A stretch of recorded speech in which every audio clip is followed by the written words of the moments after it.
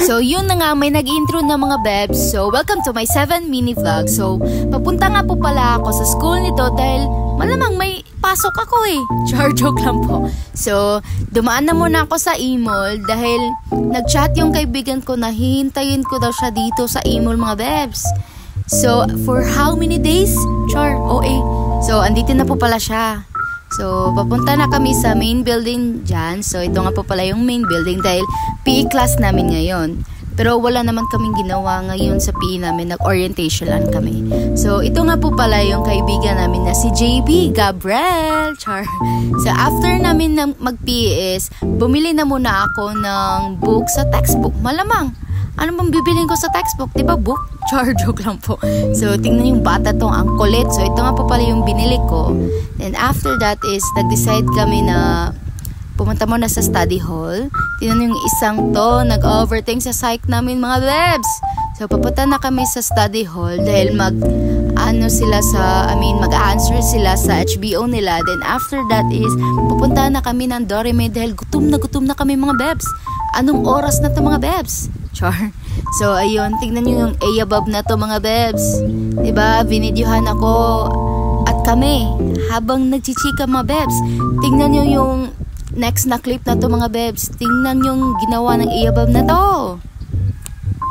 So, yun guys, gusto niya portrait kasi vlogger siya. Guys, follow mo guys, listen and like and subscribe. Alright guys, so, Juan Living Santo Niño. Say hi to the vlog guys. It will move.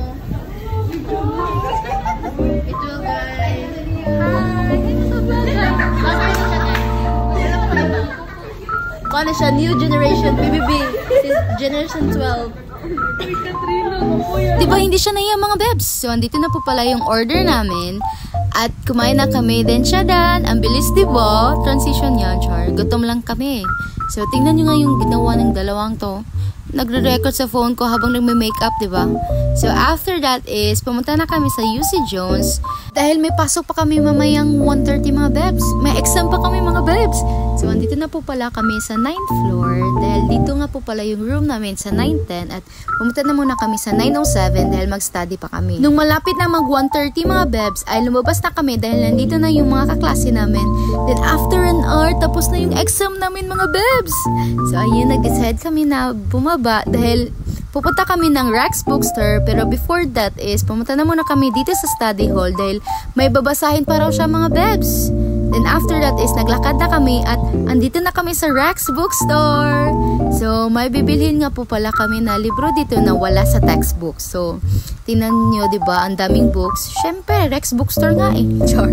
So, ito nga po pala yung bibilhin namin at binayaran na namin at lumabas na kami. Ayan, may nakita kaming talaga. Char, joke lang po. So, nag-decide kami na pumunta muna dito sa e-mall dahil kakain na naman kami mga bebs. Char lang po. So, dinner na po pala ito namin. Diba ang aga mga bebs? Dinner 4 p.m.? Char. So, ito nga pa pala yung pagkain namin. So, ayan, tapos na. Ubus na.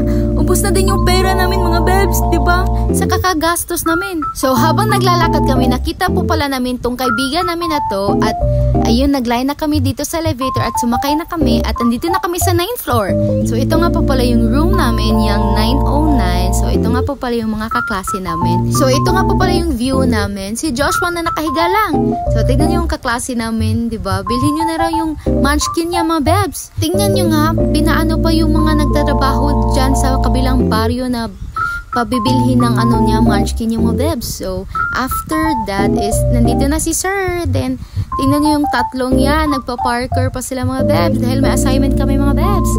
So, after an hour, andito na kami sa social namin at yun yung A above nyo. Diba? Akala mo ang ganda niya mga bebs. So, andito na po pala yung sir namin at nag-discuss na siya. Then, after that is, ayun, tapos na yung klase namin mga bebs. So, it's time to go home! Char! Ang OA talaga mga bebs. So, ayun, lumabas na kami dito sa building ng UC Jones at naghintay na ako ng jeep at ayun, nakasakay na rin ako mga bebs. So, ayun, andito na po pala ako sa Gaisano Tisa at sumakay na din ako ng tricycle at after a minute, andito na ako sa amin. So, yun lang naman ang nangyari sa buhay ko mga bebs. Yun lang!